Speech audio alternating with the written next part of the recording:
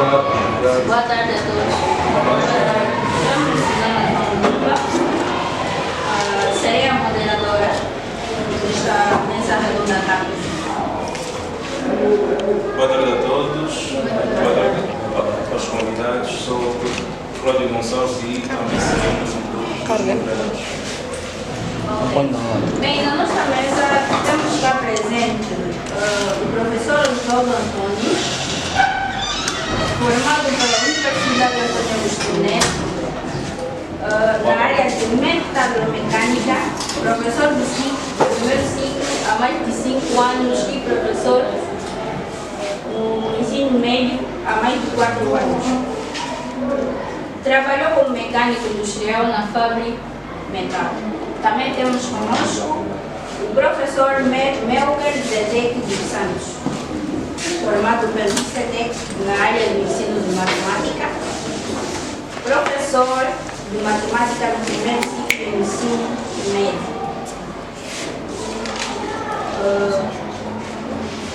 Bem, professor Osvaldo, eu gostaria de saber quais são as dificuldades que o senhor Osvaldo encontrou durante toda a sua trajetória até aqui.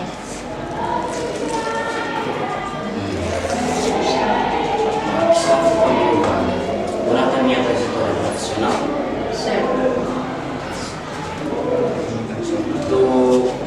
durante a minha trajetória profissional, eu acho que, como um mediador na educação, a parte mais difícil dessa profissão foi lidar com o comportamento de cada estudante, atender às consequências educativas de cada membro de uma sociedade.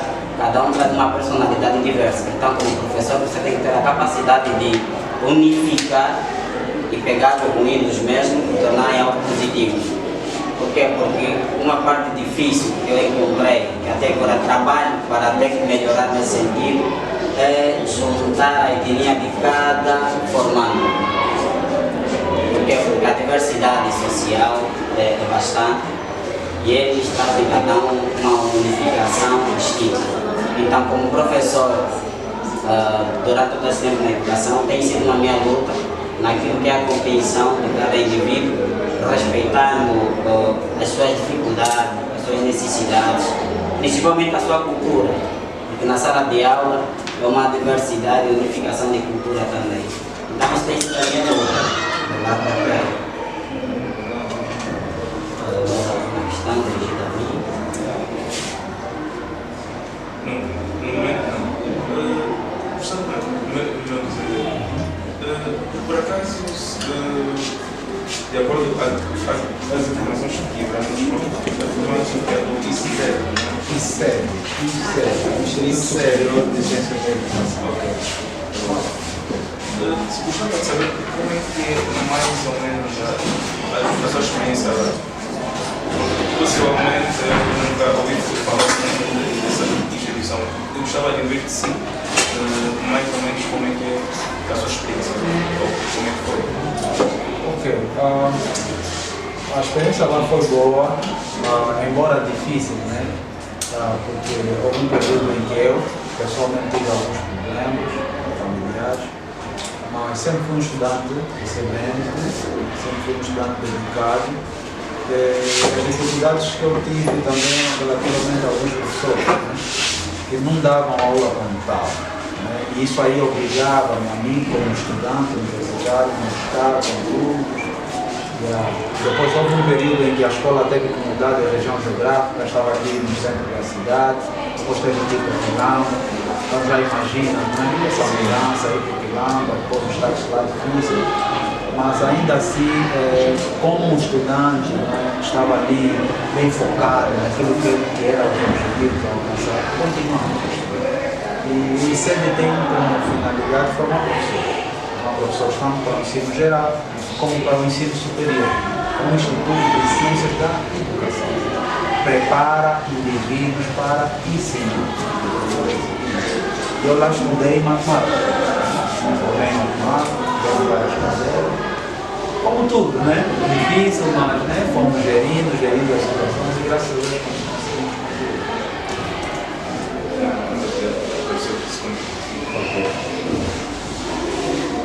Sim,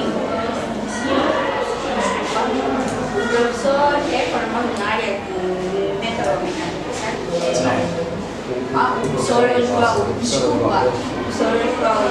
Então, gostaria que o professor Osvaldo partilhasse um pouquinho da sua área. Metalomecânica, na verdade, é um curso que está ligado à mecânica, é um dos ramos da mecânica, que está focada e dedica-se na fabricação, manufaturados. Nesse curso é da gente porque o principal objetivo é simplesmente produção.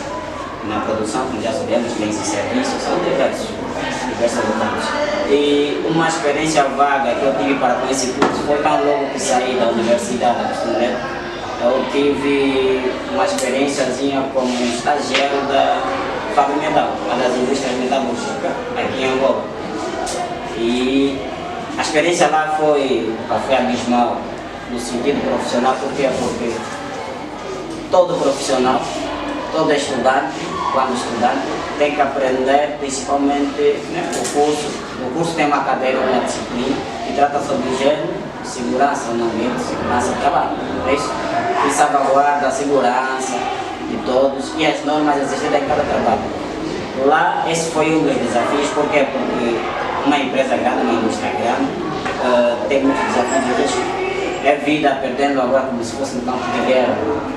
Por quê? Porque lá nós nos damos com metais derretidos, já temos metais iguais. Uma das produções mais abrangentes de toda Angola como é que eu posso dizer? Vamos dizer, os lixos metálicos. As chapas metais que eles vão pesar aqui no bairro acabam parando lá para a empresa. Depois lá na empresa tem uma área manufaturada que separa os metais enquanto fazer fabricação. Então, todo esse processo de fabricação nós aprendemos na escola, bem na faculdade.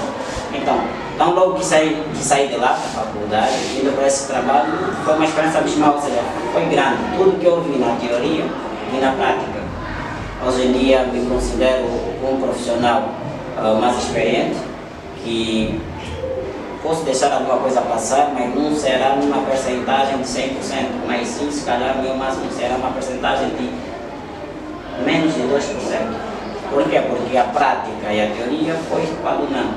E, né, sem querer realçar aquilo que o meu colega falou muito bem sobre o ICED, eu também tive uma experiência, né, pedagógica vindo do ICED, porque somos professores, como o meu colega aqui disse muito bem. É uma instituição de ensino que forma professores, então para mim ter que lecionar hoje em dia também passei por lá. Foi uma correria, mas a vida não para. Estamos sempre a nos capacitarmos para atender a necessidade da sociedade. Bem, nós hoje estamos aqui porque vamos discutir um tema muito pertinente atualmente, um tema que está a marcar a nova era da humanidade, que é o regresso do homem à Lua, através do programa Artemis, não é?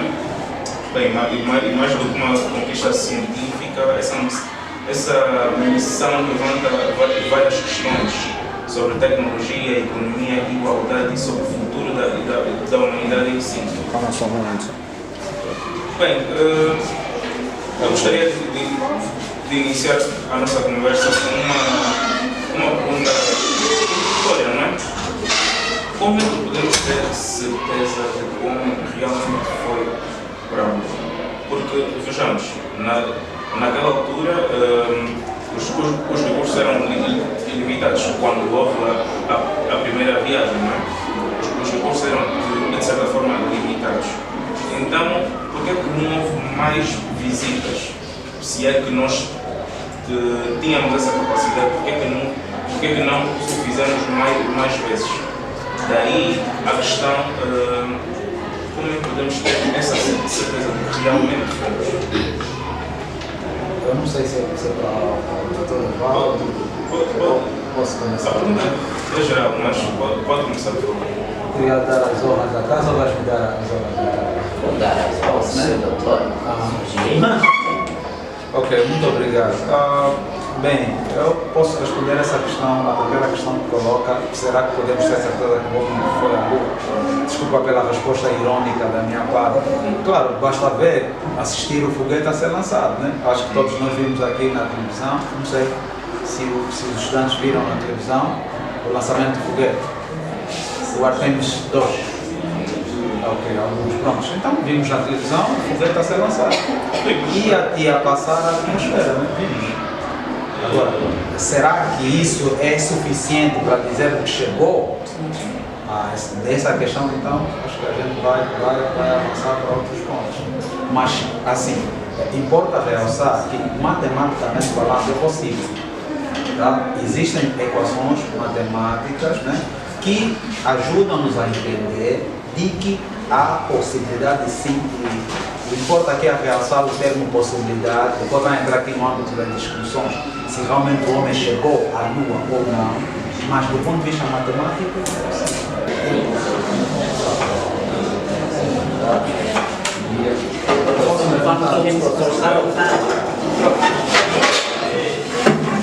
então assim,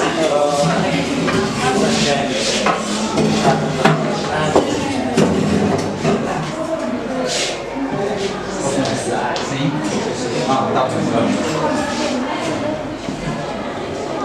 tá bom, essa é a equação matemática que na verdade que nos indica que é possível assim. Essa equação é a equação de Tzolkowski. É o indivíduo que trabalhou muito nessa questão do lançamento do foguete e através dessa equação ele mostrou que é possível. Aqui a ΔV, sabem que é variação de velocidade, né? Você precisa de uma certa quantidade de velocidade e para que essa velocidade seja possível você vai ter que precisar de uma quantidade enorme de combustível. Então aqui você tem três parâmetros fundamentais que temos que ter em conta para que isso seja possível. Matemática está no quadro da equação, você tem física, né? Você tem física e você tem química. Ou seja, para que o foguete saia da superfície terrestre, você precisa de uma quantidade enorme de combustível. Ou seja, a maior parte dos elementos que vai constituir aquele foguete bem grande que nós conhecemos é combustível. Só para a curiosidade dos meus queridos amigos aqui presentes, só em termos de combustível, veja só quanto é que você pode gastar em segundo. Em segundo, você pode gastar cerca de 2 milhões de quilogramas, repito, são 2 milhões de quilogramas de combustível que você vai gastar por cada segundo. Aí eu penso que também estou a responder a tua pergunta, por que não fomos várias vezes? É muito caro. Assim, por cada segundo. Então vocês podem fazer cálculo, né? Rapidamente, uma estimativa. Imagina assim, se por cada segundo ele vai gastar essa quantidade toda de combustível. Em cada segundo. Então, quanto de combustível ele vai precisar para sair da Terra? Muito combustível. Essa quantidade toda de combustível demanda necessariamente muito dinheiro. Essa é uma das razões que vai fazer com que nós não vamos à Lua sempre que a gente quiser. É basicamente isso. Mas que há essa possibilidade de irmos à Lua. Essa velocidade é a velocidade de evacuação. O que é essa velocidade de evacuação? Os meus amigos sabem, para que o foguete deixe o solo, ele vai ter que exercer uma pressão sobre o solo. E ao exercer essa pressão sobre o solo, vai demandar muito combustível. Muito combustível mesmo. Deixa eu só ler aqui. Só o primeiro estágio de lançamento. O primeiro estágio de lançamento é quando ele sai, tá? Quando ele sai da Terra. Só o primeiro estágio de lançamento já queima 15 toneladas de querosene mais oxigênio por cada segundo. 15 toneladas são quantos quilogramas? 15 toneladas são quantos quilogramas? São 15 mil quilogramas por cada segundo. 15 mil toneladas por cada segundo. Quer dizer, em 2,5 minutos, estamos a falar de 2 minutos e meio, quanto de combustível ele vai gastar? 2 milhões de quilogramas de combustível. Em apenas 2 minutos e meio ele vai gastar isso. Agora imagina só a quantidade de combustível que ele vai precisar só para atingir uma certa distância da Terra. Então vamos aqui imaginar, vamos supor então que o foguete ao sair da Terra até atingir uma certa altura, podemos aqui fazer um cálculo elementar, é tempo de subir, isso é lançamento vertical, isso é físico, né? Imagina, se em cada, podemos fazer aqui um sistema 3 simples rapidamente, se em 2 minutos e meio ele gasta, né? Ele gasta 2 milhões. Então vamos imaginar que em 10 minutos, quanto que ele vai gastar de combustível? Então você pode fazer cálculo muito rapidamente. Tá vendo? Você já consegue ter uma ideia? Claro, que você faz assim, x vai ser basicamente o quê? 2 vezes 10 elevado a 6 vezes 10. Ok? Tudo isso vai dividir por 2,5, não é isso? Então, se você multiplicar, aqui vai dar basicamente 20 vezes 10 elevado a 6 a dividir por 2,5. Então, você divide esse valor, o resultado que você encontrar, isso vai ser basicamente o que se a gente tiver que dividir. 2,5 a dividir por 20. Aqui, não vão me deixar mal. Vai fazer isso rapidamente no telefone. Mas pronto, podemos fazer aqui rapidamente. Tá? Então vai ficar assim, são 200. Já agora, para nós estudantes do primeiro ciclo não usamos calculadora, então usamos mesmo mente. Eu acho que também estamos a usar pouco a nossa mente, por isso é que do ponto de vista da evolução do conhecimento nós estamos a evoluir, estamos a regredir. Então quanto mais exercício do cérebro a gente fazer, melhor, não é isso? Então nós temos 200 a dividir por 25.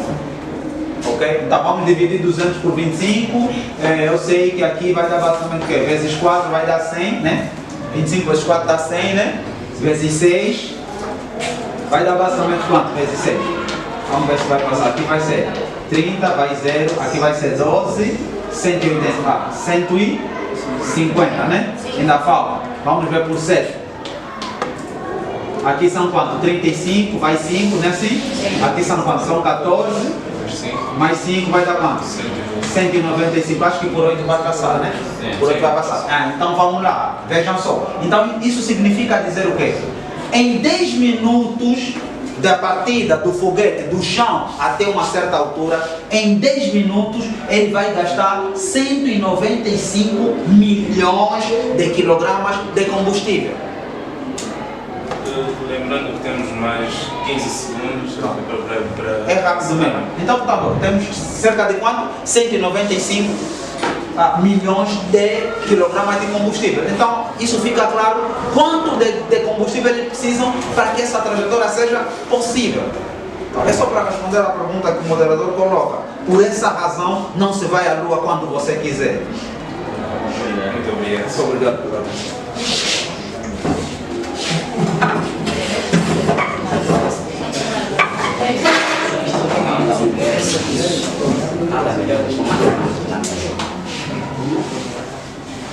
Ok. Agora vamos ouvir algumas questões vindo da nossa plateia. Quem tiver alguma questão para fazer, por favor, levanta a sua mão.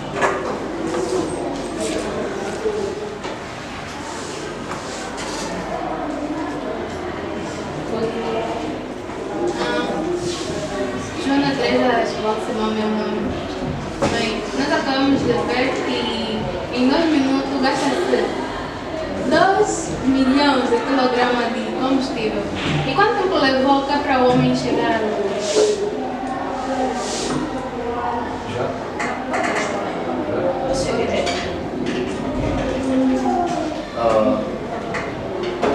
Quando você faz a questão quanto tempo o homem chegou à Lua, estamos a nos dizer desde o ponto que o doutor explicou sobre a decolagem, certo? Pela distância, levou no máximo 5 dias, quase 6. A NASA marcou como quase no período de uma semana, né, para chegar à Lua por causa da distância. Nesse percurso todo, foi de custo. O principal custo que foi realçado aqui foi o que o doutor já mencionou, de combustível. Mas no geral, realçando a questão que já foi exposta primeiro, no geral eu queria dizer que a NASA não vai subir, não subiu de novo, financeiro. Estamos a falar de finanças. E na finança já apresentamos com base numérica de cálculos que o doutor fez aqui. Por que os custos foram muito elevados? Só no ano de 1960, na verdade já foi em 1971 que saiu a pesquisa sobre a mesma atividade que a NASA realizou, porque foi um combate no caso. E foi mais consagrado que se gastou mais de 46 mil bilhões de dólares. É muito dinheiro.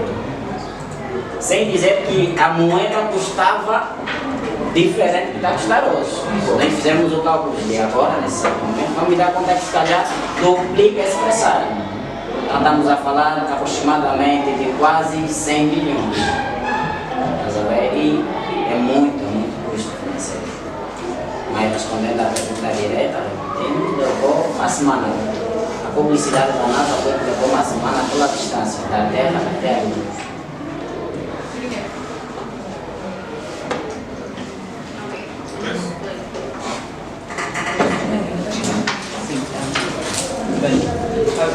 Reginaldo Dias é o meu nome. A viagem à Lua é considerada como um dos maiores feitos da humanidade. E a primeira viagem tripulada à Lua foi feita no dia 20 de julho de 1969. E essa viagem foi acompanhada por 2 astronautas. Sim, essa palavra assim. Mas essa viagem, além dessa viagem, houve mais umas 10 que completou, no caso, 11 viagens, mas 6 foram realizadas com sucesso. A questão que eu quero colocar neste exato momento é por que motivo, depois de tantos esses anos, que são praticamente a primeira Atenas 1 foi lançada em 2022, lá se passaram 50 anos até que lançaram a Atenas 1, né? E depois a Atenas 2 foi lançada em 2027, no dia 1 de abril. E já se passaram 54 anos. Por que esse interesse repentino que o homem tem para com a Lua? Pode ser uma pergunta que posso responder? Não, fica à vontade. Certo. Porque é determinado interesse.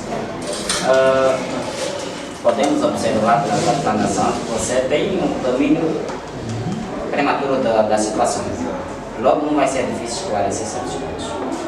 A nossa primeira viagem, na verdade, quando digo nossa, digo porque nós somos treinados, não é isso? Somos todos da Terra. Logo, o efeito foi para todos nós. Houve melhoria e desenvolvimento para todos nós. Nesse quesito, mostra-se que o desenvolvimento do conhecimento da ciência. Por causa disso, ainda existem fases, porque não tivemos tempo de pesquisar e de elaborar toda a Lua. Todo o conhecimento que temos é só de uma parte da Lua, o conhecimento da Lua. Fruto disto,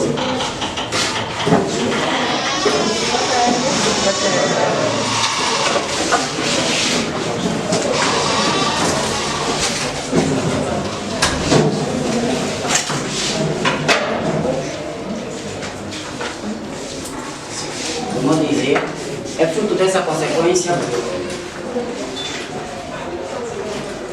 Dessa consequência que hoje o despertar da Terra é maior e hoje nos sentimos mais capazes. Vários países estão mais capazes financeiramente com tecnologia desenvolvida e em parte quem impulsionou essa tecnologia foi os minerais e os recursos que nós encontramos na primeira viagem. Então, fruto disto, depois de vários, porque a NASA não foi a única interessada, a União Soviética também ainda é. Apesar dos indianos serem realizados a quinta atividade, os indianos pegaram tantas informações. Os Estados Unidos ainda está avançando com todas as informações que trouxeram. Então, nesse quesito, além de que era a competição, no caso, nós já conhecemos de nações entre nações, mas todo esse é o principal ponto, acelerar e desenvolver a tecnologia terrestre. Temos muitos conflitos face à descoberta de vários minerais, várias riquezas que descobrimos no Lua.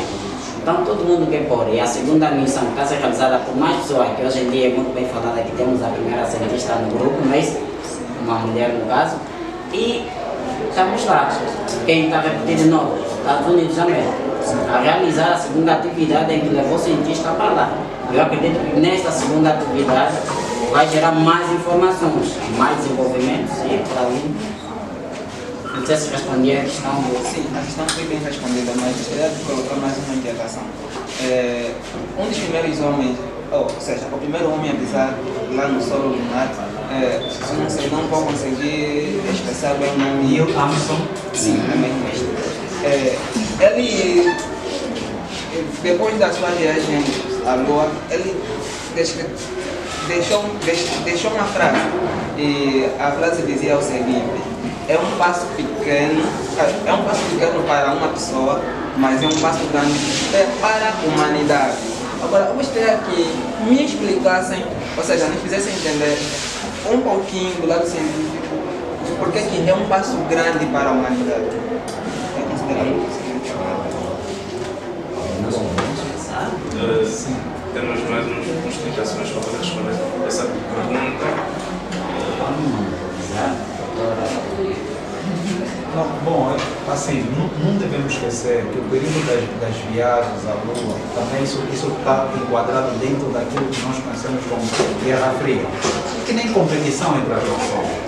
Há recursos, tal como o meu colega colocou, há recursos na Lua, na superfície lunar, há recursos. Por exemplo, os indianos chegaram a ver que há água na Lua. Isso despertou curiosidade em outras nações, a tipo de exemplo, América, para ir ver se realmente há minerais na Lua. Até aqui desconheço se alguém já explorou tais minerais. Então não passa apenas de que olha, vimos aquilo, de que olha, vimos aquilo, de que vimos acolá. Mas explorar como tal, não de fato. Tanto é que se discute se realmente o homem pousou na Lua ou não. Aqui surge a questão do pouso.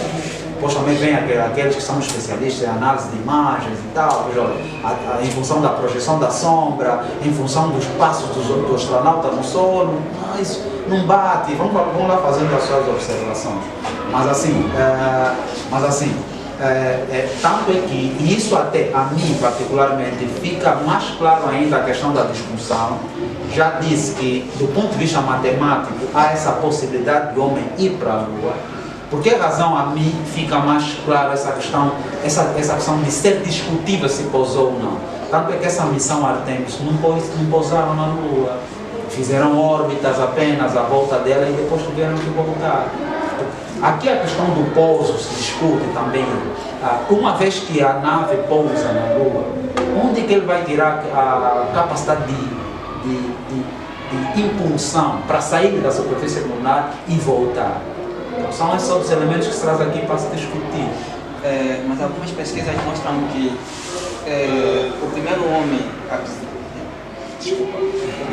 pisar no solo lunar, eles coletaram 21,5 kg, acho que é de pedras lunar que trouxeram cá na Terra. Desculpa te interromper, mas é apenas uma pergunta para o estudante, como já fizeste hoje. Mas guarda a tua questão, por favor. Bem, antes de mais, gostamos de cumprimentar a nossa convidada, Joana Bernardo, estudante de engenharia informática, ou seja, é nossa colega, não é? Empreendedora e trabalhou num projeto de refinaria da cabina. Como exatamente se trabalhou nesse tipo de projeto e como é que foi a sua experiência?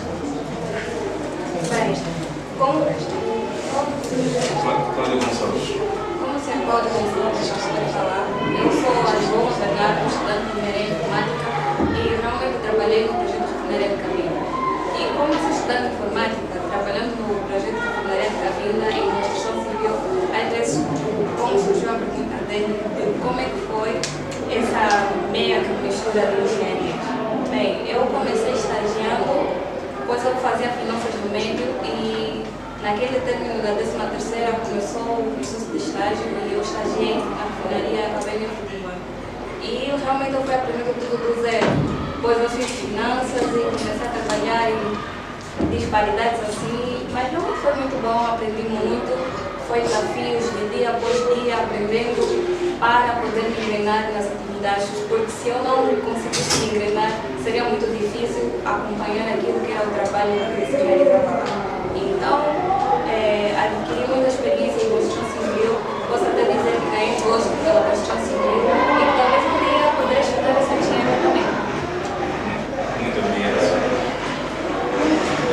Bem, para continuarmos com a nossa conversa, gostava de ouvir a opinião de cada um sobre essa questão.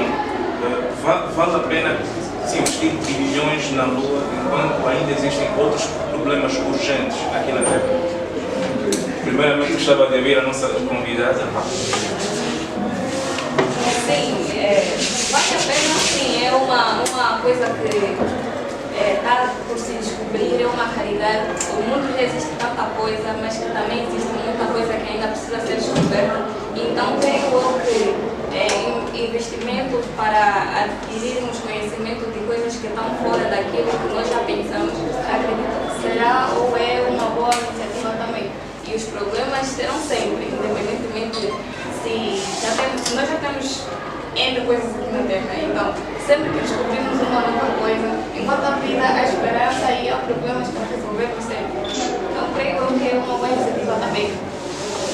Investirmos milhões e milhões em outras teorias. Essa pergunta é pertinente. É usada também porque me metem na posição do Trump, né?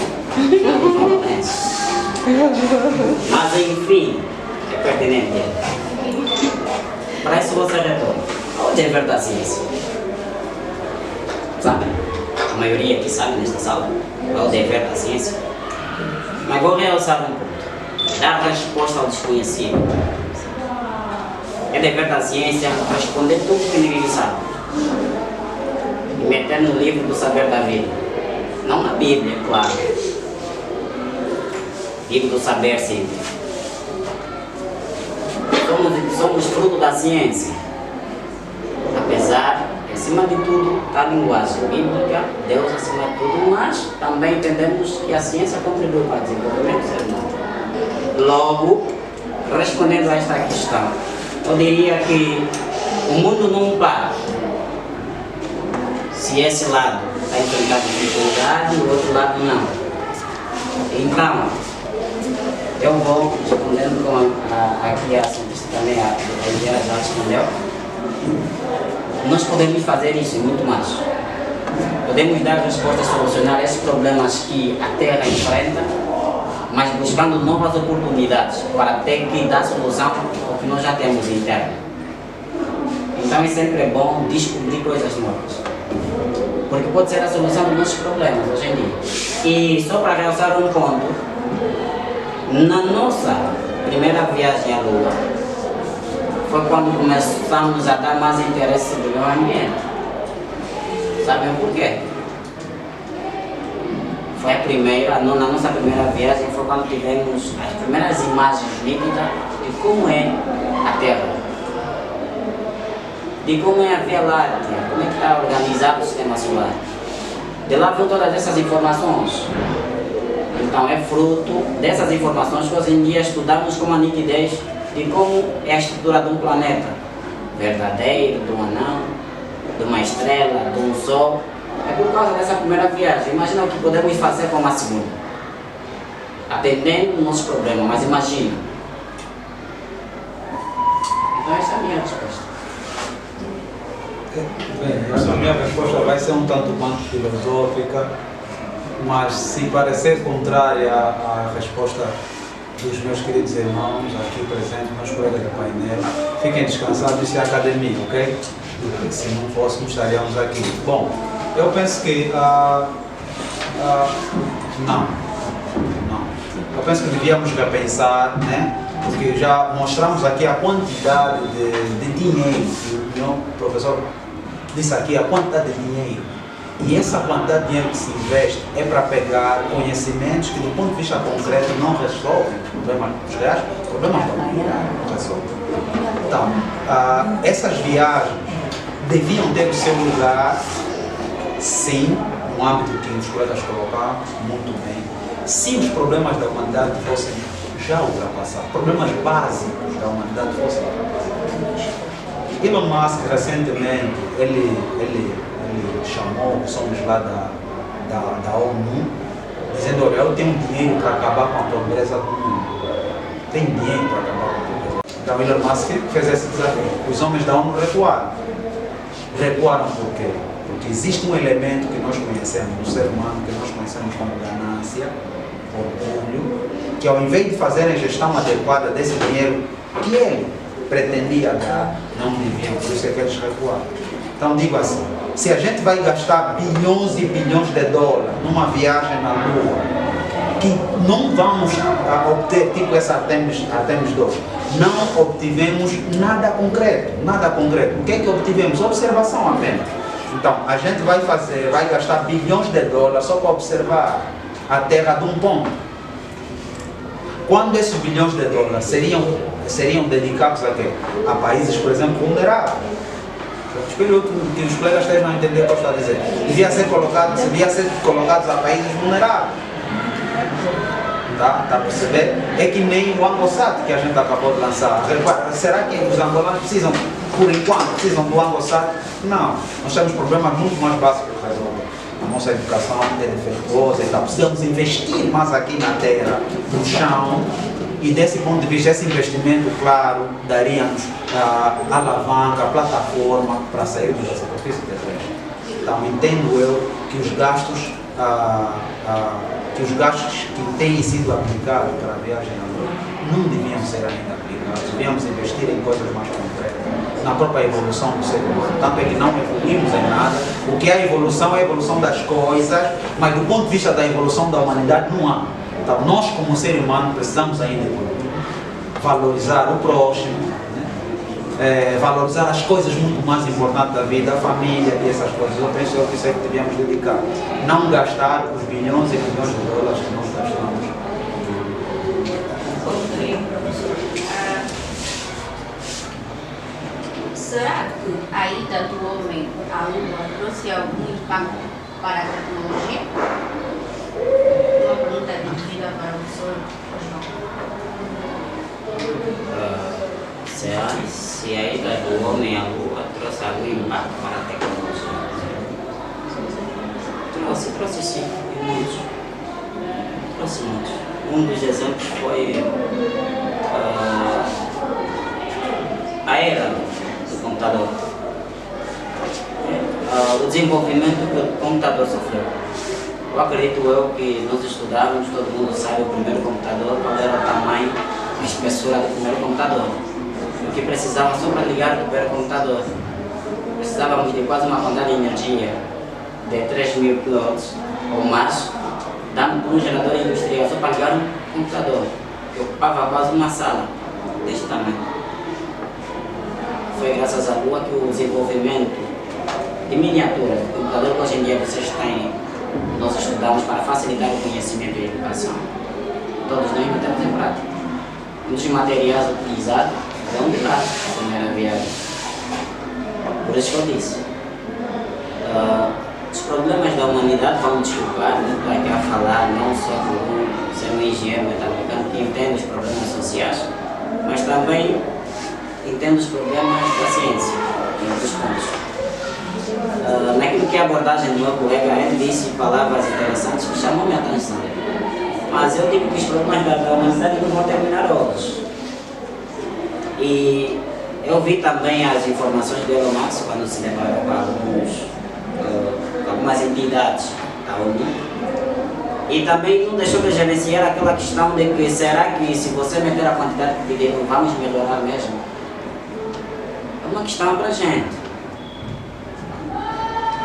Eu acho que o problema da humanidade não se resume só à fome, ao pouco da necessidade mais básica que o ser humano precisa. É aquilo que o meu doutor disse, que o meu colega aqui disse. Precisamos nos compreender primeiro, porque acredito que, na perspectiva que o meu colega deu a informação, se nós sabemos quem nós somos, como deveríamos nos relacionar, já podemos sentir que desenvolvemos muito.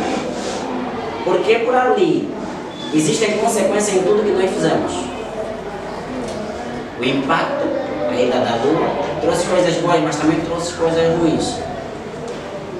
Por quê? Porque quando você vai fixar para um determinado objetivo, vai esquecer dos outros ainda, vai ter stand-by, não é isso? Por esse stand-by significa que alguém está se preocupar com esses objetivos, nós não. Não quer dizer que eu não me importo, eu me importo. Então, esta é a questão. Nós temos vários. Nós tivemos vários recursos minerais, como o vosso colega já fez na questão. Na primeira trouxemos deixa-me só pegar a minha câmera digital para ter que ler, né? Na primeira trouxemos, os minerais que trouxemos foi olivina, temos a piroxena, temos a palavra plagioclássico. É um mineral, na verdade, como se fosse uma pedra, mais verde, esverdeada. Hoje em dia ela está a ser desenvolvida em forma de gerar como se fosse um produto que nem silício. As origens da placa é silício. Silício é o principal material de construção de placas, mais de computadores, não? É um material que Angola oferece, como oferece, para vários outros países africanos oferece também. Mas aquela pedra tem muito mais dureza. Uma vez feita, pode melhorar e dar um passo adiante. Mas está-se feito o trabalho. Infelizmente, vou dizer que o trabalho está monopolizado, né? Porque o país que subiu e trouxe monopoliza a ciência. É assim que sempre se baseia as informações da Terra. Mas sei que ainda vamos sim, sei que os cientistas que subiram vão dar uma resposta satisfatória para a humanidade. Mas embora que também espero que melhore assim as nossas necessidades mais básicas. Vou acrescentar sim, sobre a ida ao espaço, à Lua. Trouxe esse impacto muito grande na tecnologia, porque a primeira vez que o homem foi para a Lua, tivemos imagens, tivemos informações, mas não exatamente como tivemos agora. Se nós formos a ver, com a ida deles à Lua, nós literalmente podemos dizer que nós também fomos juntos com eles, porque conseguimos acompanhar desde o primeiro dia ao último dia. Eles fizeram 10 dias e foram mostrando tudo. Tiraram fotos da parte interna da cápsula, fora da cápsula. Fora da cápsula foram feitos pelos painéis solares que eles têm fora da cápsula e tudo. Tudo isso foram anos de estudos. Segundo a primeira viagem deles, eles foram vendo onde falharam, onde não conseguiam pegar e foram estudando para que quando fossem uma nova vez para a Lua, conseguissem pegar mais informações que talvez eles não conseguiram pegar do lado de fora, até porque eles não pousaram. Mas nós vimos imagens fora da cápsula que ficamos espantados com aquelas imagens ao aterrar deles, tudo, as imagens foram feitas pelos satélites. Então tudo isso foram anos de muitos testes, muitos estudos para que pudéssemos ter imagens nítidas assim como tivemos atualmente. Então creio eu, é de certeza que realmente trouxe impacto muito grande e positivo para a tecnologia. Muito obrigado. Mas agora eu gostava de fazer uma questão que eu acho que todos nós nos fazemos. Como é que essa ida à Lua impacta uma pessoa comum? De forma concreta mesmo. Se puderem dar algum exemplo, agradecer. Por favor, vamos começar pela nossa comunidade. Eu vou falar de mim, principalmente. Isso, como pessoa, como estudante de engenharia, impactou-me muito grande. Eu tive um grande pensamento do tipo. Nós aqui não temos, como Angola não tem escolas, não sei, mas acho eu que não tem escolas que propõem a formação de engenharia para o espaço, alguma coisa assim. Acho que se eu tivesse essa informação mais cedo, talvez, porque eu fiquei muito emocionada. Olha, eu estou postando sempre no WhatsApp a cada minuto, eles estão agora aqui, eles estão aqui, vão fazer um caso sem internet. E não foi uma euforia, parecia uma criança olhando para a Lua, algumas informações que eu nunca antes tinha visto e que realmente me despertou interesse em querer saber mais e mais e mais. E acredito que se o país também, não vou culpar o país, né? Até porque nós somos jovens e não podemos culpar as pessoas por aquilo que nós também podemos revolucionar. Então, o país talvez, se de uma forma em si apostasse em estudos tecnológicos assim fornecesse informação de fácil acesso, como o professor falou. Como o professor falou? Sim, o professor falou que a Amosat gastaram dinheiro, por exemplo, para a Amosat, que não tem muita importância, muita relevância. Acredito que tem relevância assim, porque isso dá-nos acesso à internet. Hoje o mundo está cada vez mais assim, ligado ao lado tecnológico. E que sem a internet nós ficamos ultrapassados. Muita gente não conseguiu saber que pessoas foram à Lua. Por quê? Porque não tinham acesso à internet. E a internet hoje em dia é o pico da informação. Então acredito eu que se o país nos ajudasse a desenvolver o país tecnologicamente para que pudéssemos ter acesso à informação, isso ajuda-nos a abrir mentes, a descodificar coisas que talvez nunca antes tínhamos pensado. Então acredito eu que temos que ficar atentos mesmo, temos que ir atrás. Se temos problemas nas nossas vidas, independentemente do que seja, não vamos ficar preocupados. Vamos atrás dos nossos sonhos, porque tudo realmente é capaz.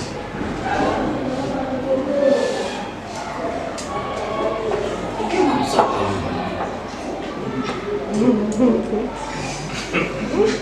Eu estou a me questionar aqui desde aquela hora. O que é uma pessoa comum?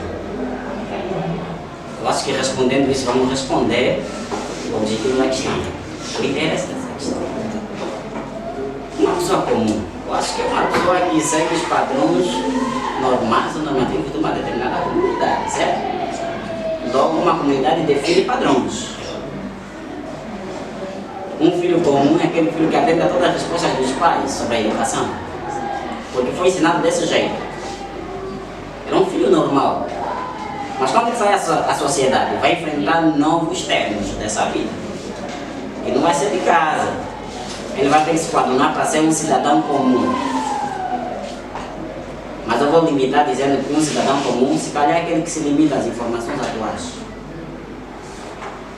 Alguém que mesmo para a tecnologia quer viver como se fosse analfabeto. Vai retardar, não vai avançar. E quando ele tiver filho, possivelmente o filho dele vai enfrentar problemas com a nova geração. É aí onde vem depressão, por você não coadunar, para não dar resposta sobre padrões iguais.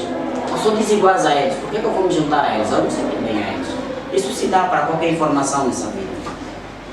Então eu diria que para uma pessoa comum, aquilo que eu imagino do comum que você me perguntou, provavelmente não vai ter impacto nenhum, porque ele não sabe dessa informação. Ele está se preocupando com a fome como todos nós. Essa informação não vai melhorar nada diretamente na vida dele. Mas a geração dos filhos dele vai notar essa mudança. Logo, o importante não é agora, o que vamos fazer com essa informação depois. Então, eu diria, para alguém que se calhar não se dedica aos estudos, não quer mudar, não vai ter impacto. Por mais eu estou aqui, eu sou angolano de raiz, eu tenho visto as necessidades que a Angola precisa. Mas ainda me senti impactante vendo essa informação. Porque eu me perguntava, é uma coisa, tem um determinado jato que te leva nessa, totalmente essa distância. Nós já provamos pela ciência mecânica que é possível construir. Não é isso? Então é uma coisa imaginária, é uma coisa boa de se ver. É a partir da imaginação que criamos novos pensamentos. Então é aquilo que eu vou voltar à minha resposta. A ciência precisa de dar resposta ao desconhecido. Eu vou tratar os problemas atuais, mas não vou deixar de ignorar o desconhecido. Eu tenho que saber quem está daquele outro lado. Então, é isto. E impacto, respondi dizendo que não vai ter impacto para quem não tiver noção do conhecimento. Mas para quem vai ter, independente, porque nós somos angolanos e ouvimos essa informação. E hoje em dia estamos a discutir sobre isso porque é o nosso interesse, mas mesmo com as nossas necessidades. Só para ver que é impactante. Primeiro, quando o moderador pergunta que impacto vai ter a pessoa comum, daquilo que eu entendo que é a pessoa comum, o impacto é zero. Não tem impacto. Vai ter impacto muito provavelmente naqueles que são pessoas que estão relacionadas a essas coisas, a essas áreas, as áreas das tecnologias, da ciência e tal. E essas pessoas que estão conectadas às áreas de ciências e tal, não vão fazer parte daquele grupo que nós consideramos comum. Tanto é que, se hoje fores para a rua perguntar quem já ouviu falar da missão Artemis, faz agora uma pesquisa agora. Pronto. Tu sabes qual é a resposta que vais obter. Faz o inquérito. Tá? São pessoas comuns a quem você vai perguntar. Eu, quando falo essa questão, não estou dizendo com isso que as tecnologias não têm lugar, que lançamento de satélite e tal, foguetes não tem lugar. Tem lugar. Mas nós, como seres humanos, temos que definir prioridades, certo? Se a nossa prioridade como nação entendemos que lançar o foguete resolve o problema, vamos lançar. Tranquilo. Mas se nós definimos como prioridade lançar satélite, não vai resolver os problemas reais, temos que dar uma pausa. Investir. Por isso é que eu disse, se a gente investir na formação do homem, se a gente investir na formação do homem, isto é, criar condições para que aquele futuro engenheiro, aquele que vai trabalhar com o satélite que pretendemos lançar, aí sim a nossa preocupação vai surgir-se no indivíduo, não no satélite como tal. Investirmos no indivíduo, potencializá-lo, criar as bases, de modo que esse indivíduo, uma vez formado, ele então terá a capacidade de lançar o foguete, de lançar o satélite. É aquilo que eu estou a me cingir. Então, desse ponto de vista, o impacto do lançamento do Artemis 2 na pessoa comum? Nenhum. A não ser naquelas pessoas que estão ligadas a essas coisas, tal como o meu colega aqui colocou. Daí o que eu disse, definir prioridades é importante.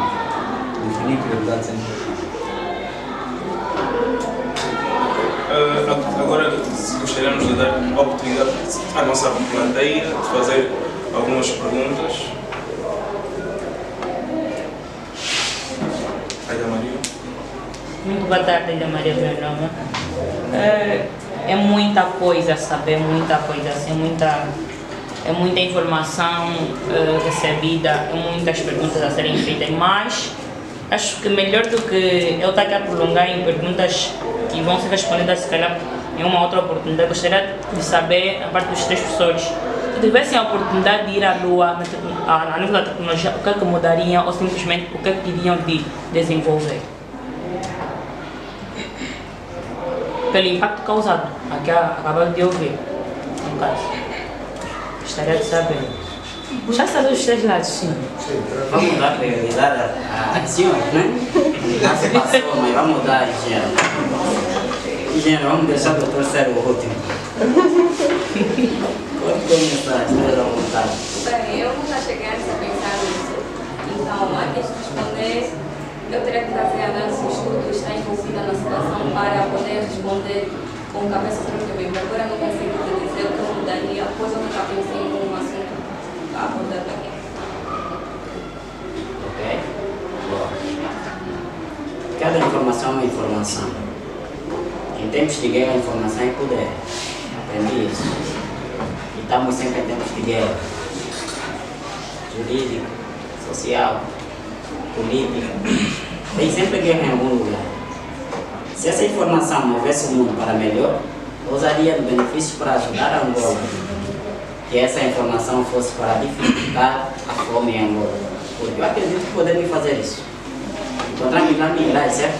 Podemos converter em ouro. Se eu fosse o primeiro cientista, provavelmente Angola estaria também no primeiro ponto, mas Será? se eu fui cientista que subi e voltei, Angola estaria no primeiro ponto. Será? Porque os outros nem será. Mas os outros países estariam atrás de nós para saber de que informação encontrar. Por isso todos os outros países estão atrás da América. É isso. A América vende informações. Isso não é negado. Tem realidade, a América vende informações. Informação é poder. A América comanda o mundo. Sabem, né? Por quê? Porque ela tem desenvolvimento tecnológico, militar e não só. Sabem, né? Quem tem dinheiro tem poder. E se nós baixar a conversão de poder, lá na sociedade vamos dizer, olha, não mexe nesse menino, o pai dele é presidente. Por que você tem medo de mexer no filho do presidente se ele te fez mal? Você sabe, o pai dele vai mudar a lei, se ele puder. Não é isso? Então os Estados Unidos faz isso conosco. Várias vezes já sentimos que o nosso conhecimento científico, jurídico, está a ser retardado, porque sentimos que as informações estão a vir pouca para nós. Por causa disso, a Angola também está a melhorar a sua tecnologia de informação. Hoje em dia temos vários aparelhos tecnológicos que 10 anos atrás não tínhamos. Por quê? Porque queremos não nos igualar a esses países, mas estar bem informados. Então o que eu faria? Agora, sumo, eu ainda não sei, porque para mim fazer o projeto e dar uma resposta clara, eu teria que fazer o estudo de viabilidade, como a minha colega disse. Mas essa seria a minha resposta para a informação que eu faria sobre esse lado da Lua. Doutor, contigo. Sim, eu penso que a minha resposta não vai divergir do que os colegas acabaram de colocar, né? Viagem à Lua é algo muito sério mesmo. E essa viagem, se assim eu pudesse, tinha de valer a pena.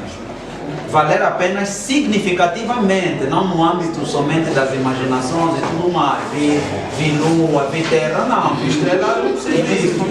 Eu não quero isso. Assim, eu fiz um estudo de viabilidade para fabricar um tipo de material. Eu preciso de um mineral. Okay? Fiz um estudo e esse mineral não há na terra. Mas vem um indivíduo, vai me dizer assim, esse material está na Lua, mano, em grandes abundâncias. Então calma, então vamos fazer um estudo de viabilidade. Um estudo muito sério, muito provavelmente de anos, não é, doutor? Um estudo muito sério de anos, para que esta viagem, eu tenho de ter essa certeza, embora, claro, na ciência falha, né? Nem tudo acontece como nós planificamos, planejamos. Mas assim, eu vou com a certeza de que eu tenho de obter aquele material, porque vai resolver problemas reais da humanidade. E é claro, não só da humanidade de um contexto geral, mas do meu país também como tal, porque assim como o professor falou, todos os países, todas as atenções estarão voltadas a onde? E o país ganha, Angola, o país ganha com isso. Então era algo que eu tinha de pensar necessariamente, e essa viagem tinha de valer a pena pensar. Não ver estrelas e ver tudo. Só acrescento aqui na opinião do meu colega. Tem um mineral que foi encontrado na Lua, é o ilmenita. É rico em ferro e titânio. Sabe o que se faz com titânio e ferro, né? Imagina um mineral que já contém esses dois minerais. Todo mundo está lutando para ir para a Lua e pesquisar e fabricar coisas boas. Só para realçar que na Lua tem muita coisa boa já mostrada. E isto não foi achado na primeira, mas seria perfeito. Agora a ideia é pegar esses materiais. Se você tem terra, já tem. Essa é a ideia.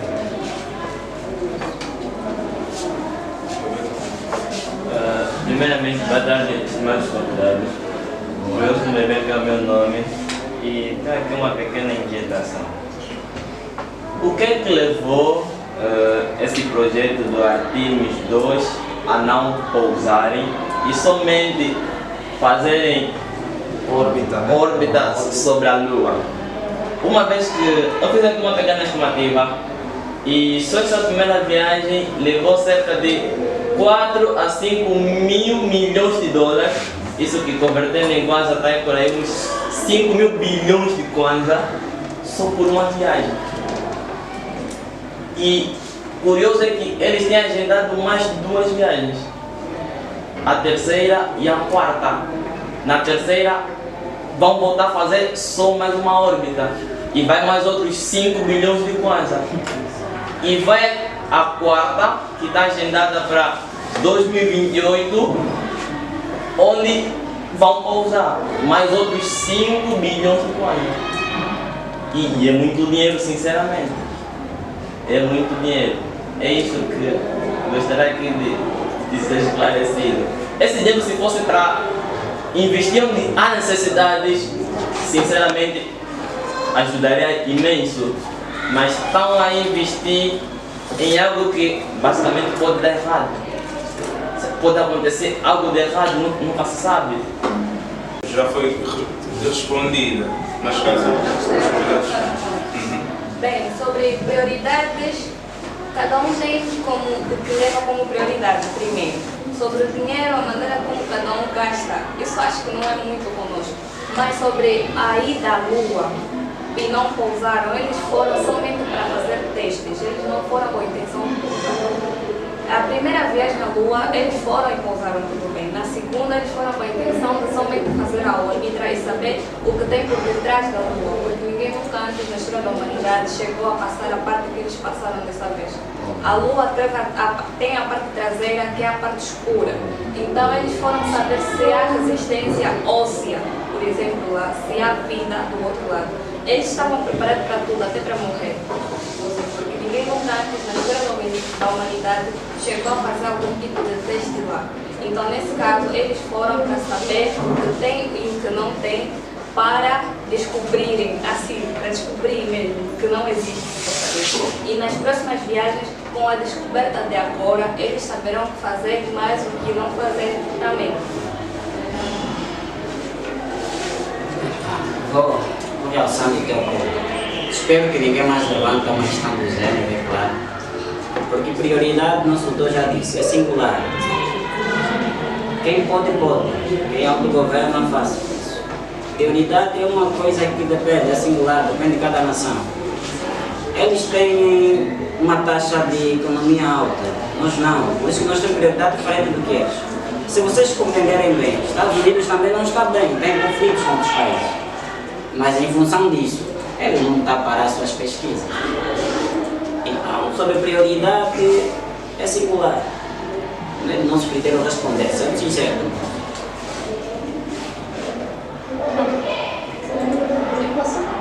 Muito obrigada. Na verdade, a minha pergunta tem o intuito de criar um vínculo entre o comportamento lunar e as cheias de Benguela. Porque nós soubemos que dessa vez o homem foi para a Lua e ainda não tive a oportunidade de apreciar tudo aquilo de informação que eles tiveram, mas nós soubemos que por intermédio de alguns estudos, mas a primeira viagem da Lua descobriu-se a relação entre a Lua e a mulher e também entre as marés e a mulher. Então, talvez de modo a citar, porque pelo menos eu consigo sentir que algumas pessoas acham, e eu respeito, que foi uma espécie de gasto exorbitante. Mas nós sabemos que os Estados Unidos, principalmente a capital dos Estados Unidos é uma cidade costeira. Logo, as enchentes, as marés altas e tudo mais acabam sendo um problema a nível de construção e urbanismo para eles. Então a minha questão vem no seguinte: será que com essa viagem da ida para a Lua, principalmente no intuito de chegar à parte mais escura da Lua, porque nós sabemos também há uma parte escura da Terra, há partes do planeta Terra que não recebem Sol conforme a Angola recebe. Então a minha questão cinge no seguinte: será que também, visto que os Estados Unidos é que foi, será que, quer dizer, obviamente há um interesse em priorizar aquelas que são as suas questões, né? Isso está óbvio e vem da informação. Mas será que, além dessas outras supostas questões óbvias, não existe também um certo interesse de modo a procurar perceber como é que este elemento realmente influencia as cheias? Por exemplo, qual era a fase da Lua no momento em que Benguela passou pela enchente? Ou porquê?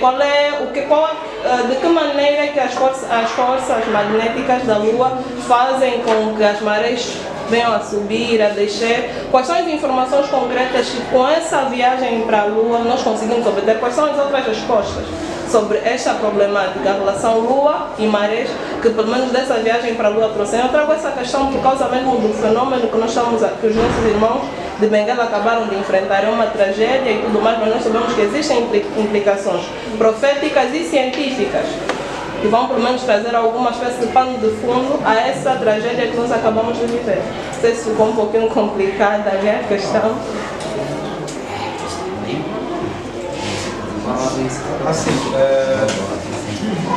Assim, entendo, professora Sayonara, entendo que toda viagem feita à Lua é sempre tem informações.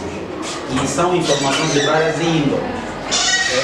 Apesar de que até onde eu pesquisei sobre o assunto, até aqui não vi ainda nenhum dado relacionado à questão que coloca, mas quando eles vão para a Lua, por exemplo, para ver todo tipo de dado importante. E nós sabemos que, do ponto de vista da pesquisa científica, não se despreza absolutamente nada, tudo é valioso. Então é claro, nós precisamos saber, né, ter em posse todas as informações. Sabemos que não teremos todas, mas pronto, aquelas informações que eles puderem disponibilizar. E aí sim veremos se há informações inerentes aos pontos que a senhora coloca. Yeah. Mas aqui surge uma curiosidade da minha parte. Se descobrir que há essa relação, como colocou o desafio que se terá é o que eles vão fazer para corrigir essas situações. Na verdade, esse é o meu medo. Esse é o teu ponto, né? É o então, meu medo, pronto, o que é que vai se fazer para corrigir? Se nós tivermos que comparar a dimensão do próprio homem em relação à dimensão do corpo, o homem não é absolutamente nada. Então, o que o homem vai, assim, do ponto de vista lunar, Lua, Terra, Lua eles não têm como mexer. Então, entende? Daí a contribuição significativa que se poderá ter é mudar as estruturas aqui na Terra, né? Poder-se orientar as pessoas a construírem zonas adequadas. Olha, nessa zona, como é costeira, no período tal, a enchente, a probabilidade de ter isso, então vocês têm de se afastar, construir mais aqui, mais ali. As alterações aqui na Terra é possível fazer, porém, na perspectiva macro, lunar, não é possível. Então, entendo que as contribuições vão ser nessas áreas, né? Mudar as nossas estruturas aqui em função das informações que vai se obter ou que se obtém, né? Que vai se obtendo nessas viagens que está se fazendo. Eu penso que é dessa forma que encontro, né? Não tem esperança que pelo menos um de vocês encontrou lá alguma coisa, porque eu como não encontrei. Encontrar alguma coisa relacionada assim, eu estou à procura desse tipo de informação, tem esperança, mas tudo bem. Vamos aguardar. Vamos ver se já disponibilizaram toda, né? Vamos ainda, né? Ainda só são fotos, então vamos aguardar. Muito provavelmente teremos informações inerentes. Na verdade, desconheço qualquer informação ligada a essa questão, que está ligada com a viagem à Lua, é claro. Mas acredito que já ouvi determinadas discussões sociais e geopolíticas em que se tratava sobre a questão do ambiente, em que os físicos tiveram que dar a sua participação quanto à formação do sistema solar e quanto à posição da Terra no sistema solar. Eu acredito que está ligada com fenômenos naturais, ligada a esse sistema, é claro, em que são fases específicas, porque eu acredito que cada região mencionada, tais fenômenos físicos acontecem em mais de um período. É só a questão de saber a posição, porque agora não tenho porque desconheço a informação, que seria a posição da Lua no momento em que houve aquela enchente de Benguela, desconheço.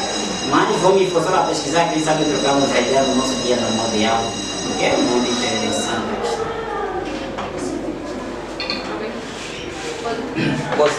Eu aqui gostaria de dizer que o meu nome é estudante da 10ª classe, que vai fazer o curso de Ciência Jurídica e Econômica. O professor que está no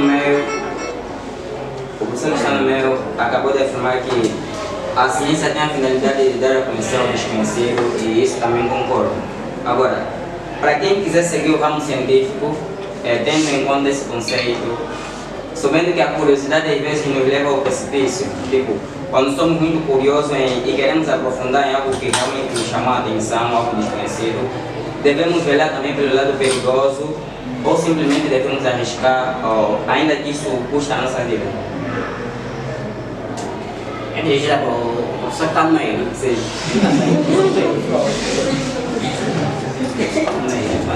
Explicaria esse meu centro agora em física, mas enfim, então só já no meio.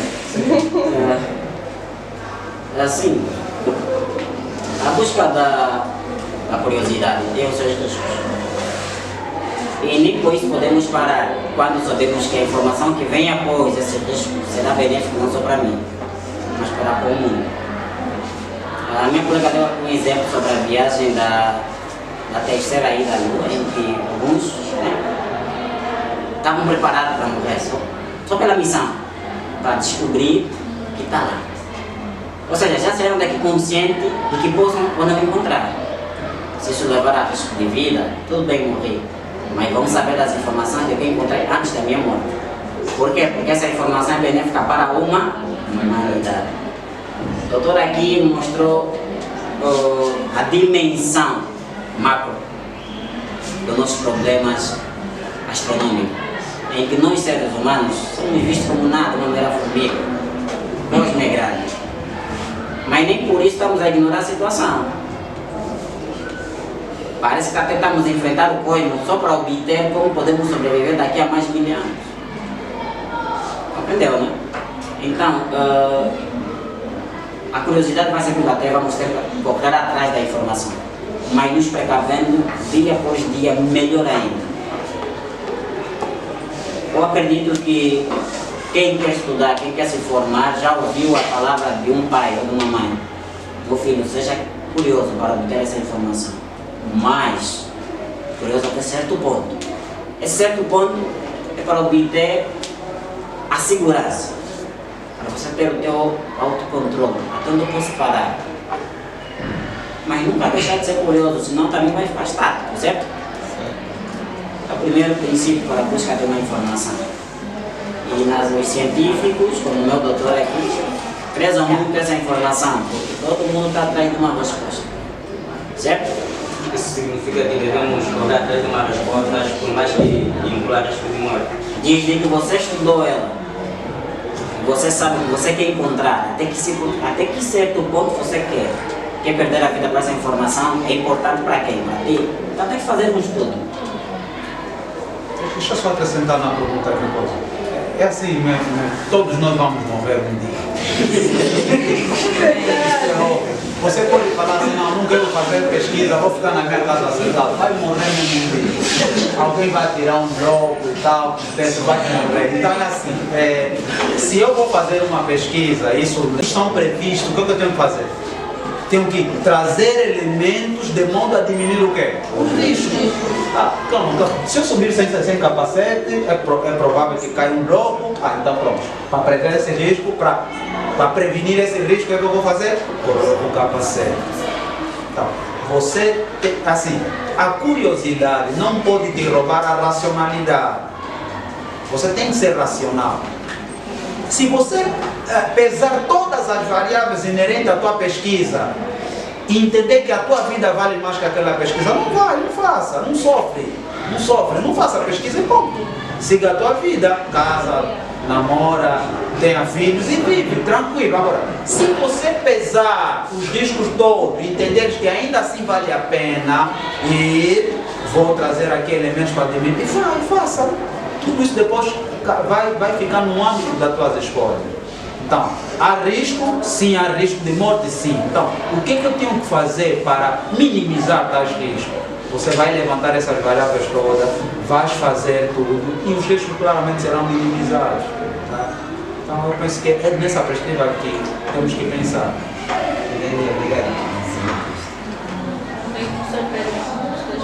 Bom, confesso que estou aqui com alguma inveja, né? Eu quero me segurar, quero que os protocolos, né? Porque de veras é muito bonito a maneira como está a estar e a maneira como está a ser conduzida também a conversa. Está a ser muito agradável. Os três que estão aí, de alguma maneira, tive contato e tem um contato, né? Conversa. Embora que a João não é recente, né, em relação aos dois dinossauros que estão aí.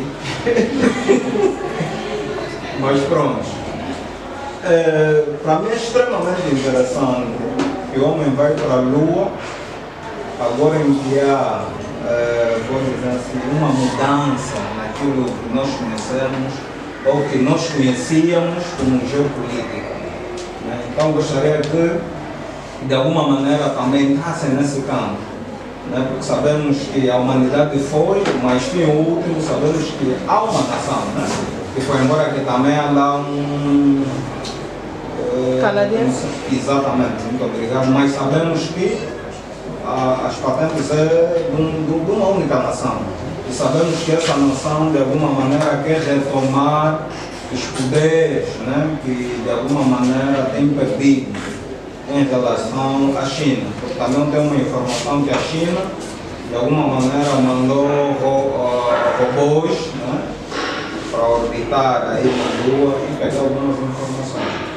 Então gostaria que fizesse uma correlação com isso, né? Geopolítica. O outro sim que eu gostaria de ouvir é com relação a alguns minerais, né, que você falou aí. Pronto, eu como sou mesmo muito apaixonado pela área das energias, sabemos que de alguma maneira também há essa possibilidade de explorarem o hélio 3, né, que é extremamente interessante. E depois, fazendo um paralelo com a primeira pergunta, nós vimos que os Estados Unidos em algum momento tentou, não sei se eu vou utilizar aqui o termo invadir ou possuir a Grenolândia. Sim. E lá, por algumas informações que temos, há hélio 3. Né? Embora eles estão com receio de explorar o hélio 3, né, daqui da Terra, porque não sabem os impactos. Né? Então, surge agora essa questão. Se de facto nós explorarmos o hélio 3, vamos ter uma grande evolução, porque a energia, no tipo de sociedade que nós vamos, tem sociedade tipo 1, 2 e 3. Na sociedade do tipo 1, uma das características é aquela que consegue absorver a 100% a eficiência energética. Certo? Isso terá um grande impacto nas vidas humanas, tanto aqueles comuns como os então, já para terminar, eu queria dizer, então, fim último, não será que vale a pena mesmo gastar esses bilhões, como estava a se colocar aí, em função a isso? Por exemplo, se nós tivermos uma energia realmente limpa, porque o hélio 3, se a gente explorar, vai ser a única energia limpa que nós conhecemos, quando ela ser colocada em reatores. Então, isso seria muito importante para nós. Não será que esses indivíduos estão olhando nessa perspectiva porque resolveria também muitos problemas. Então, é basicamente essas colocações que eu gostaria que colocassem. Também saber, né, se não é uma desemperia, se não houve perca de massa do pessoal que foi para lá. Porque na primeira vimos essas situações. Sim, há sempre efeitos colaterais. Exato. Então, Engenheiro Pedro, passa a tua questão que fala para a gente, que, sendo sincero, quero uma direção clara para compreender a posição da geopolítica missionária. Eu acho que podemos trocar lugar, você vem para aqui, eu faço. Eu penso que podemos trocar. Eu posso falar sobre a questão da geopolítica que ele coloca.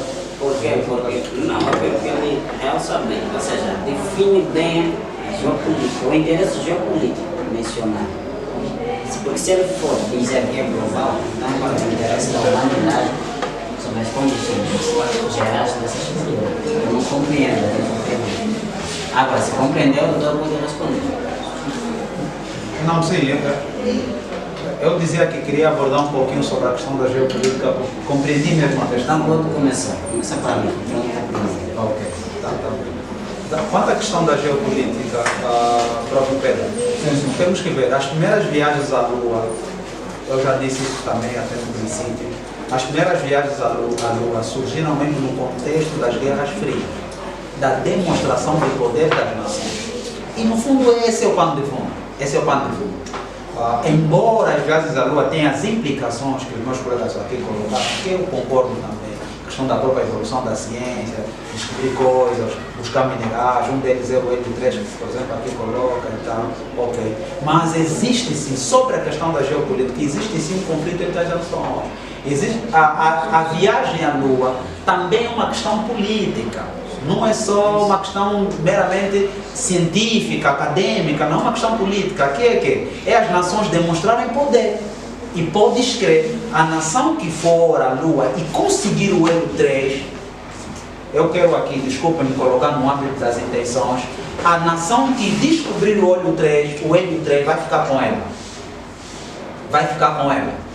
Vai ficar com ela, vai se autodesenvolver e vender muito caro aos outros países. Isso é fruto do próprio montante, né, que foi usado, que foi investido para a obtenção desse hélio-3. Então, no âmbito da geopolítica, é conflito de poderes entre as nações. É uma nação querer se arregimentar mais em relação à outra. É isso. Por quê? Se a intenção for no âmbito que coloca, de que o hélio-3 será a primeira energia limpa que a humanidade vai ter, isso vai ter, vai dar benefícios, né, à própria humanidade. Então não é melhor que a China se junte aos Estados Unidos, que a Rússia se junte aos Estados Unidos, ou que os Estados Unidos, para quem é americano não ficar chateado, ou que os Estados Unidos se junte à China, ao Irão, ou que haja essa união de modo a obter esse hélio-3, e aí sim, né? Não, claro, se há, fazem isso. Mas não fazem isso por quê? Porque há questão de egos. A questão de ego, as nações têm ego. Se fosse para o bem da ciência, iriam unir esforços e ajudar realmente a humanidade. Não o fazem, porque aqui há questão de ego, há questão de uma nação se mostrar ser mais poderosa em relação à outra. E isso fica claro quando coloca a questão da Groenlândia, né? Por que há essa luta na região da Groenlândia? Por que há essa luta? Porque nós sabemos que uma vez, eu sou cristão, já? Dou graças a Deus que ainda não tiveram acesso a isso. Os caros colegas já imaginam se terem acesso ao hélio-3 agora, no meio dessa tensão de conflito que há. Isso não será um elemento, não é, potencial para o fabrico de armas nucleares? Percebem? Tá, o homem é mau. Oi, então.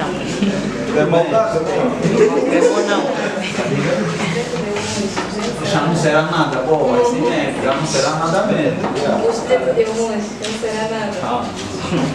Não, mas, sendo sincero, rebatendo a noção da questão que o Paulo já falou sobre a questão sobre a ida à Lua, já discutem há mais de 2 séculos.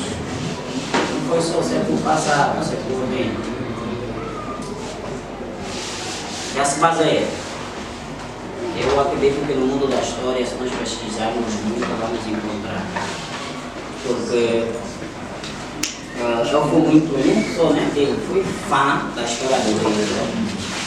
E Hitler, além de tudo, foi um cientista. Além de tudo, foi um cientista. Hitler lutava por uma causa que ele acreditava. Apesar que tinha uma conduta também desenfreada que prejudicava a maioria. Ele não queria saber. Na realidade já surgia essa questão sobre o que podemos fazer com esse conhecimento em astronomia. Um dos objetos que mais estudava-se naquela época já era descoberto sobre que a Lua é feita, como é. Mas ninguém tinha resposta, como se fosse. Nós estávamos aqui a falar e falamos muito sobre o primeiro tempo, a primeira etapa da Lua. Mas depois a gente nos conta que quando surgiu a primeira operação, já não ninguém foi. Por quê? Porque o principal foco foi o custo.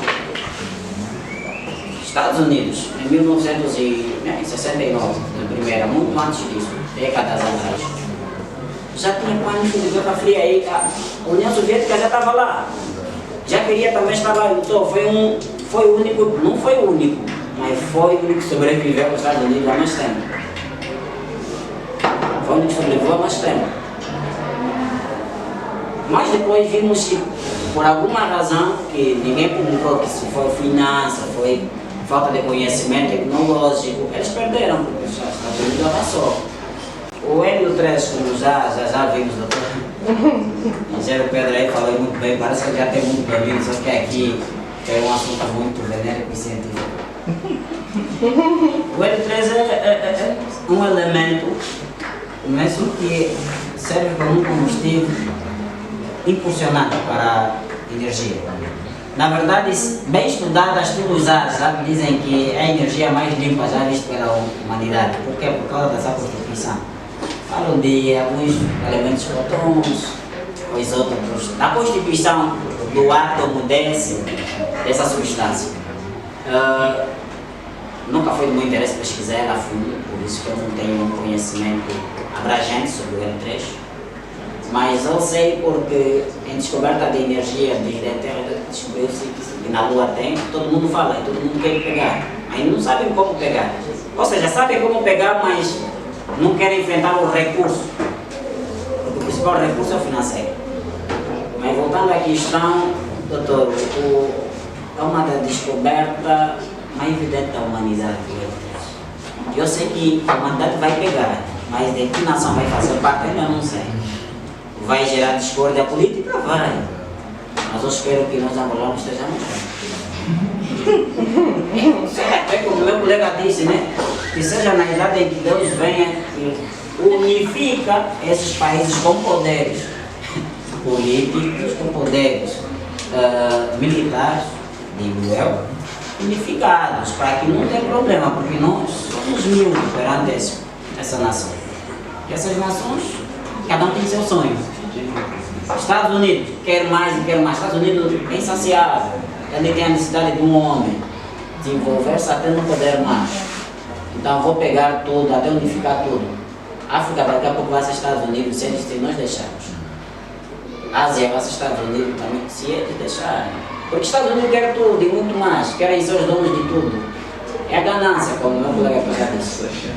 Mas, em terra disso, nessa guerra, tem sempre uma coisa boa, que é a descoberta desses elementos. Mas o que vão fazer com esses elementos? Nós ainda não sabemos, então vamos esperar para saber. Mas que já sabemos, temos uma probabilidade que vai gerar discórdia, que vai enfrentar a política mundial, vai. Mas, mais do que falar, vamos esperar ver o que eu quero. Então, engenheiro, saber ainda acho que vamos ter nossas discussões, não vai saber se é o que doutora, tem alguma coisa a falar sobre o Sim, um pouquinho. Já falou quase tudo, o 83, realmente é tudo uma questão de conflito de interesse. Essa geopolítica de países que querem se juntar para chegar à Lua é tudo uma questão de quem chega primeiro. Então, essa luta, por enquanto, é deles e nossa também, mas nós ainda estamos nos bastidores. Vamos acompanhar os próximos capítulos. Bem, agora eu gostava de avançar com uma questão. Bem, será que o facto do programa Artemis levar pela primeira vez uma mulher e um homem negro à Lua representa alguma mudança de inclusão na ciência ou ainda estamos longe disso? Uma pergunta que por acaso gostava de ouvir a opinião de cada um. Se o facto de o programa Artemis levar pela primeira vez uma mulher e um homem negro à Lua demonstra uma certa inclusão na ciência ou ainda estamos longe disso? Inclusão por quê? Porque nunca antes um homem negro foi, ou seja, esteve neste grupo de astronautas e nem nunca uma mulher. E sabemos que já foram feitas várias viagens. Nunca antes se levou uma mulher, nem nunca se levou um homem negro. Então será que isso demonstra uma certa inclusão desses grupos que maioritariamente nestes casos são postos de lado? Bem, eu acredito que não seja muito por ser mulher ou de forma racial. Acredito é pelo conhecimento sobre o que aquelas pessoas têm a oferecer, têm a agregar. Então, as pessoas estavam capacitadas, está capacitado, não pode ir. E não é muito sobre gênero, cor da pele, acredito que não seja muito isso nesse lado. Eu estou de acordo com as interpretações da minha colega, mas vou já assim. Toda essa viagem, todo mundo viu. O impacto foi gerenciado, mas está sendo processado só para esse caminho, para essa direção.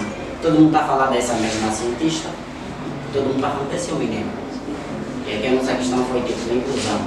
Essa inclusão eu compreendi como se fosse unificação de raças entre os Estados Unidos e verbalizou que tipo, somos todos irmãos e vou fazer um feito maior. É como a minha colega disse, não é por ali. Os Estados Unidos vende seu jornal, como nós dissemos, vende seu percurso. E a informação criou um impacto social de uma forma diferente. E vamos lá, foi primeira anunciada e que gerou mais atenções do que as outras. Por quê? Porque focalizamos na mulher, focalizamos no homem negro. Como se fosse um feito grande da humanidade. Mas não é. Não é, são meramente cientistas, inteligentes que trabalham na NASA e foram simplesmente selecionados porque apresentaram as bases do programa. Foram treinados. Mas que gerou de impacto social, gerou. Alguns vão dizer, pá, África também já temos que posicionar, negro também já está bom. Não é por aí. É por aí, porque ainda temos poucos cientistas, temos bons cientistas que hoje em dia não são falados porque alguém privou o limite dos mesmos. Então não é sobre cultura, não é sobre raça. Eu acho que não é a integração que pareceu, mas é sobre capacitação.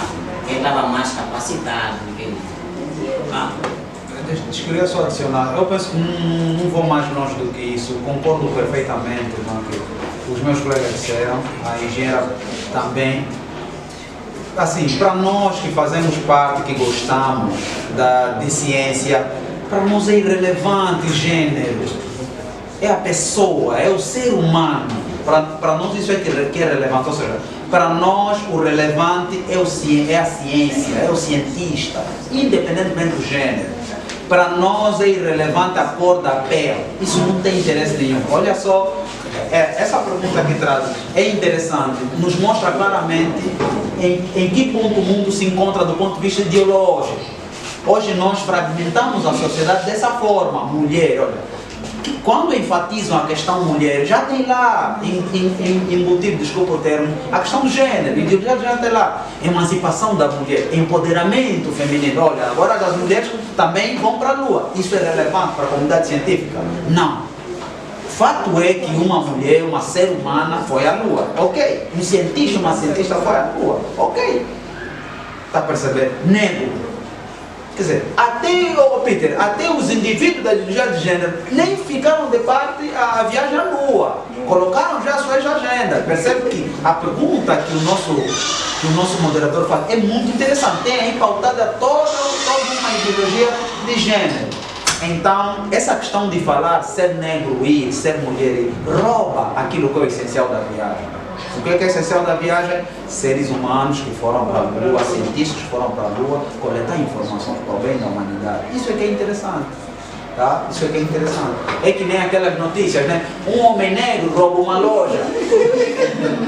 Essa notícia, você olha para ela, parece inocente. Não tem necessidade de falar um homem negro rouba uma loja. Um homem. Mas quando ele já fala um homem negro, já percebe que aí tem ideologia de gênero lá dentro, vilipendiar a raça. Como tal, percebe? Então, entendo que isso é irrelevante, se é negro ou mulher, entende? Isso é irrelevante. Bem, muito obrigado. Agora, para encerrar, gostava de fazer uma última pergunta. Gostaria de pedir que dessem respostas breves, por favor. A exploração da Lua pode aumentar a desigualdade entre os países? Porque nós sabemos que não são todos os países que vão ter essa possibilidade de viajar até a Lua. E pode-se dar o cenário de que países mais abastados ou mais ricos monopolizem os recursos encontrados na Lua. E daí surge essa minha questão. A exploração da Lua pode aumentar a desigualdade entre os países ou não? Bem, quando essa pergunta, por mais ou menos simples, isso vemos nos territórios com a guerra, o país sentiu-se na obrigação por saber que aquilo faz parte do território em fechar e bloquear o resto do mundo. É um ego que o país criou, então com certeza o país que encontrar, por exemplo, o Hélio, assim, sentirá-se no ego de que é o dono, o rei do mundo e com certeza há de criar sim esse ego internacionalmente, mundialmente, universalmente. É claro que sim. É claro que sim. Todas as avisas que as nações têm é só para querer ter uma riqueza que possa impactar e diferenciar com os outros. A primeira base. E nessa base nós teremos que analisar certas ideias. Mas isso não vai ser hoje. Não quer dizer que essas avisas esse momento dos estudos vai ter sempre. E por isso é que aqui alguns, né, meus colegas, alguns dos seus colegas domésticos, acabaram dizendo que ninguém sabe, só estamos a esperar quem vai encontrar primeiro, para saber o que vai fazer. Só como é que sabemos que quem tiver o L vai comandar a energia global, mundial. Porque é um recurso importante. A ciência diz que tem resposta a diversos problemas sobre energia. Agora, se isso vai ser negativo para os outros países, é claro que vamos dar atenção para o país que vai descobrir.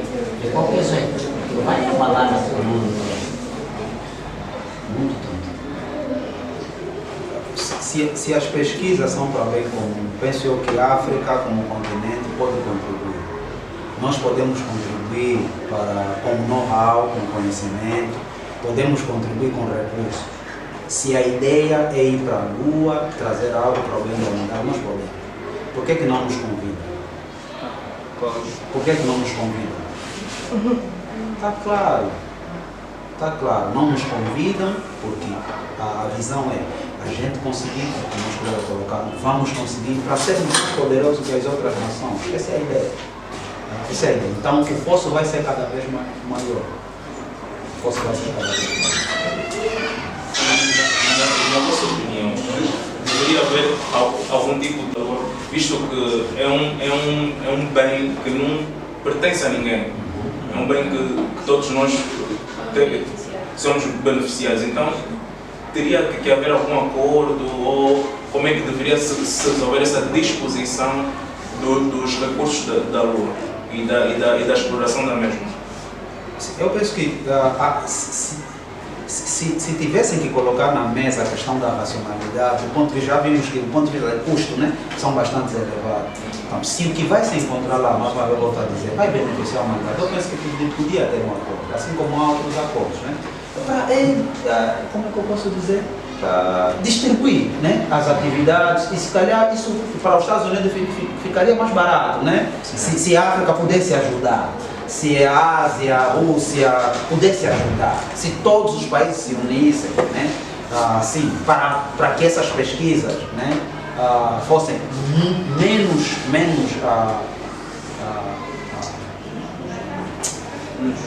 exatamente, menos custosa nesse caso, então o acordo é essencial. É a questão que eu disse, só para terminar, é a questão da humanidade. Os seres humanos não estamos a perder a nossa humanidade. Se o objetivo fosse somente ciência como tal, sentaremos a uma mesa tal como estamos sentados, discutirmos e cada um contribuir com o que pode. Mas não se faz isso com a finalidade de foco não é isso. Existe uma organização denominada Organização das Nações Unidas.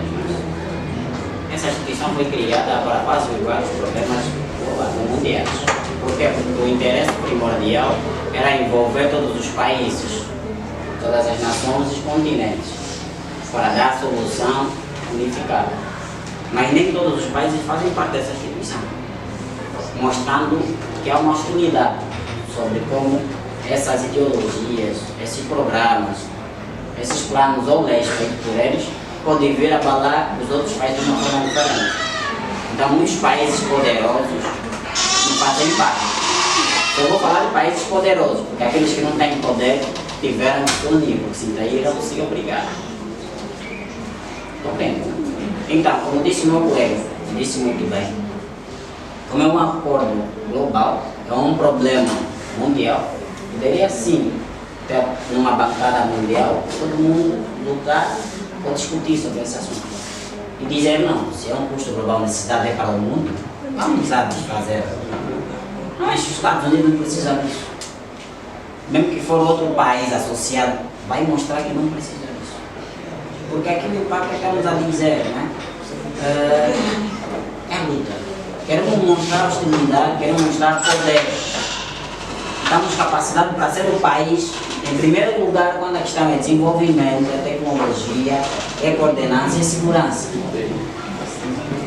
Cada país vem do seu lado. E isso gera essa discórdia mundial. E eu acredito que os problemas só vão aumentando, porque vez por vez vemos os Estados Unidos e outras nações poderosas se posicionando de uma forma diferenciada, que só beneficia a minoria, não a maioria. causa disso, a descoberta vai sempre perder correr. Então, o foco é se mostrar.